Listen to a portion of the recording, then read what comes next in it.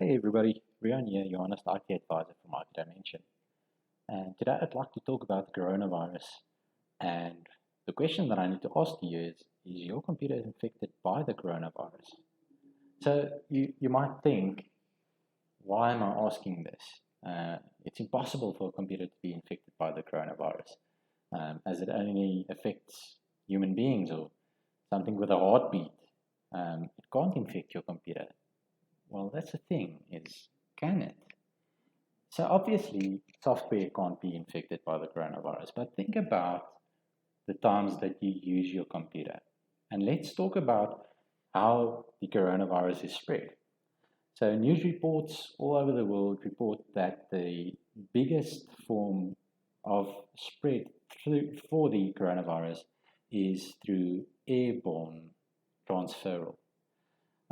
They state that the droplets, if somebody coughs or sneezes, um, somebody that's infected with the coronavirus, those droplets travel through air, and if it's inhaled by you, then you can be infected.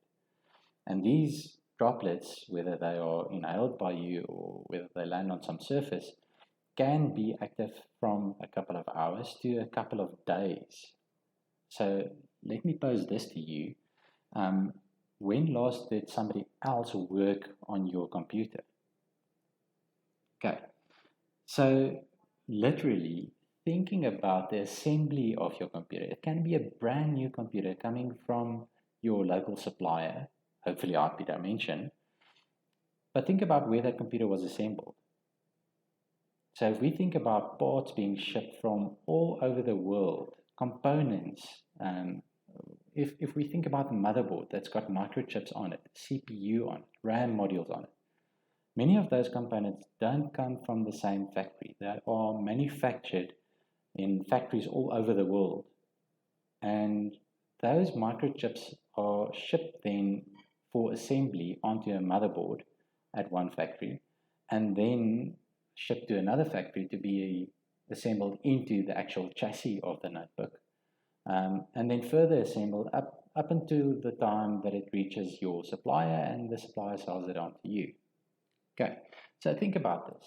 The person that assembles the notebook could be infected with the coronavirus. And if that person sneezes or coughs, or loses some bodily fluid onto your brand new computer, your computer might just be carrying that virus. It's something to think about and it's something to be serious about. So think about touch-enabled notebooks.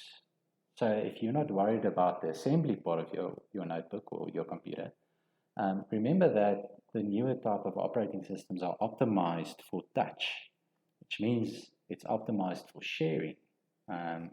If you think about previous versions of Windows, that was tile enabled. So if you need to show a presentation to somebody and put your notebook into presentation mode, and you swipe left or swipe right on your presentation, and let's say, for instance, one of your audience members need to go back one slide, and that audience member touches your notebook screen. So that's transferal, right? Think about a tablet, for instance. How many times have you been to a place or a customer or client where you needed to get connection to their Wi-Fi, and that person doesn't want to tell you what the Wi-Fi password is, so you hand over your notebook or your tablet to that person, and they insert the password for you. Again, so either the screen is touched or the keyboard is touched, whichever interface device you use, and doing that, the virus can spread. So your computer can actually be infected by the coronavirus. Okay, think about traveling. So you might think that your notebook is in your possession the whole time when you're making use of airlines, for instance.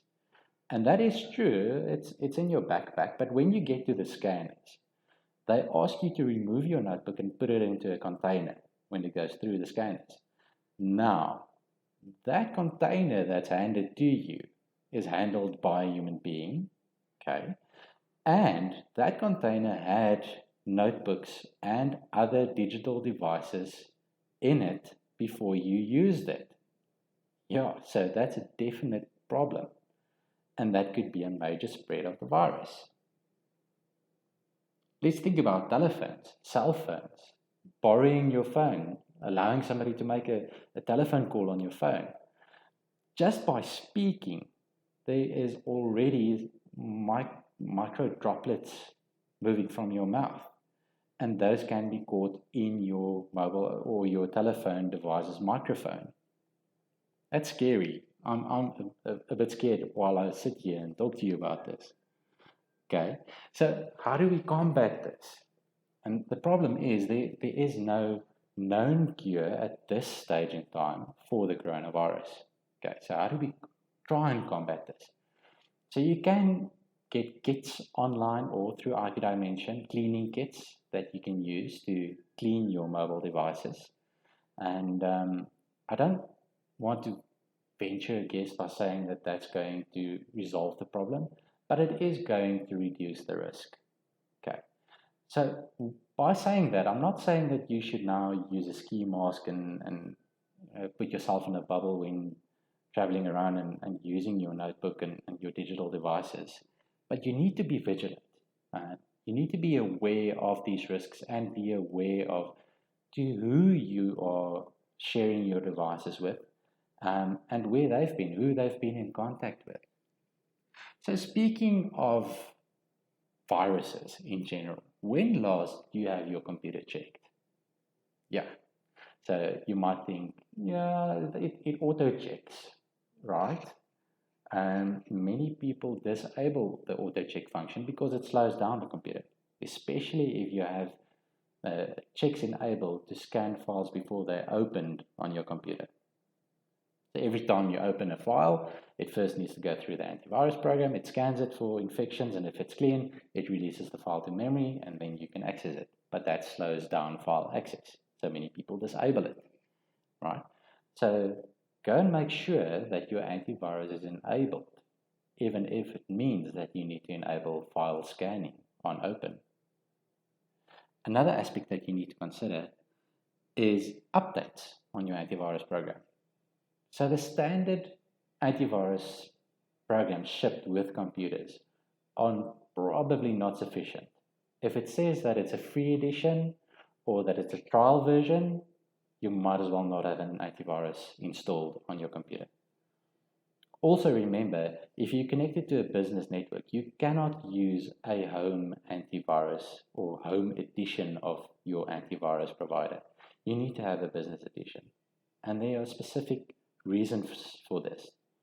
Remember that business antiviruses are programmed and set to check for network drives, network shares, network accessible files, certain attacks on your physical computer network, which the home editions of antiviruses usually do not scan for. They are primarily concerned with internet pages being visited and emails coming in. So you need to make sure that you are amply covered through the antivirus system that you use. I can think of a couple of antivirus systems, and one of those that come to mind are Kaspersky. Let's think about ESET, Bitdefender, Symantec or Norton. So which one do you use? And when last did you make an effort to change your antivirus program to another service provider? Unfortunately, we become confident and we become compliant with the antivirus systems that we use. And that's probably one of the biggest risks when using an antivirus program. You cannot let scanning of your computer and protection of your computer over to a physical piece of software running on your computer. You need to do your due diligence as well. You need to take part and read up on your antivirus provider. Kaspersky's been rated #1 in the world for a couple of years. ESET followed them very closely, Bitdefender also very closely. And you need to go and determine what your needs are for the antivirus. Do you need something that's going to put your computer into stealth mode? Depends on what sites you're going to visit or what networks you're going to try and access.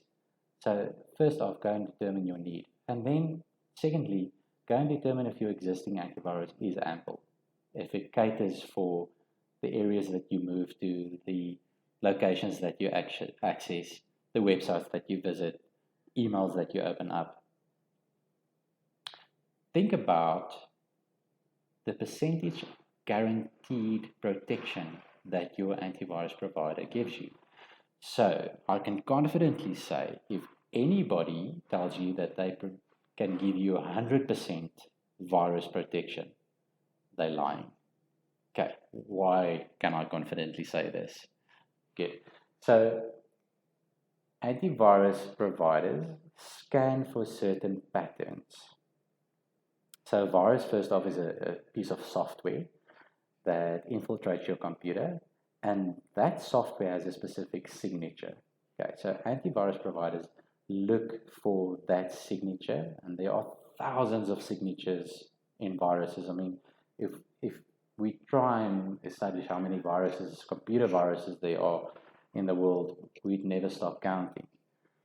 And that's the thing, is developers and hackers and crackers continuously develop new viruses. They are looking for new entry points into your computer and into your networks, into your servers. So a new signature is released with every new virus.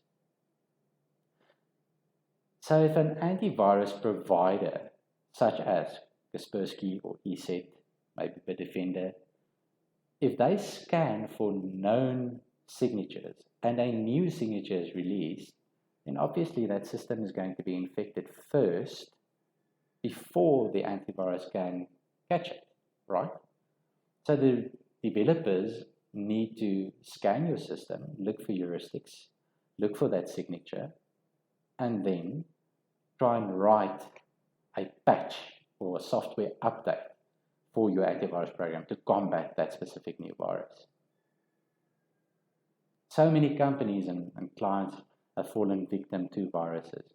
And especially now with the focus being on ransomware, people lose focus of viruses. But viruses still play a major role in computer security. And you can never overlook the harm that a virus can cause to your computer and to your network as well. So go and read up, do a bit of due diligence, do your research on your antivirus provider. Go and check, see if it protects your software amply. What time does it take your antivirus provider to release updates for your antivirus software? How long do they take to react to a new virus that was released? When last did you read something on their forums where they discuss a virus outbreak and what they did to prevent that outbreak? So you need to stay abreast of your antivirus provider. Make sure that they are actively in the security market, that they contribute to combating viruses and ransomware and trojans and all security hacks and cracks and breaches. And make sure that you know how your antivirus program works and that it is providing ample cover to your system. Remember that you are responsible for your computer. You are responsible for the security on your computer. Be educated about it. Go and read up about it and make sure that you're protected. So that's my podcast for today. And this was episode 5. I'm happy to report that we've got new listeners from Brazil. Welcome to you and thank you for listening. And as always, I would like to invite you to send your comments and your feedback to marketing@ipdimension.net. It comes directly to me. And thank you so much for the feedback that I've received thus far. Have a great day.